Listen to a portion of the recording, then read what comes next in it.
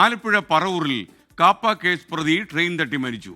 പറവൂർ സ്വദേശി സിജു ബാബുവാണ് മരിച്ചത്. അശ്വിൻ പാലാഴി കൂടുതൽ വിവരങ്ങൾ നൽകും. പറയൂ അശ്വിൻ.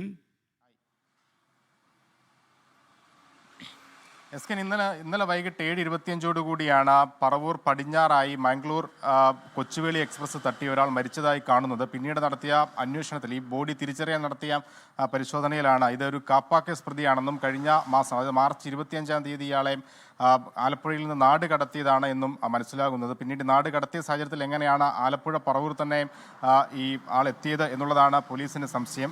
സിജു ബാബു എന്നാണ് പേര്. 20 വയസ്സ് ആണ് ഇയാൾക്കുള്ളത് എന്നാണ് പോലീസ് പറയുന്നത്. എന്തായാലും ഇതുമായി ബന്ധപ്പെട്ട് പോലീസ് അന്വേഷണം ആരംഭിച്ചിട്ടുണ്ട്. ഈ വിവിധ പുന്നപ്ര പോലീസ് സ്റ്റേഷനിൽ തന്നെ 6ഓളം കേസുകളിൽ പ്രതിയാണ് സിജു എന്നുള്ളതാണ് പോലീസ് പറയുന്നത്. മൃതദേഹം ഇപ്പോൾ വണ്ടാനം മെഡിക്കൽ കോളേജ് ആശുപത്രിയിലേക്ക് മാറ്റിയിട്ടുണ്ട്. SK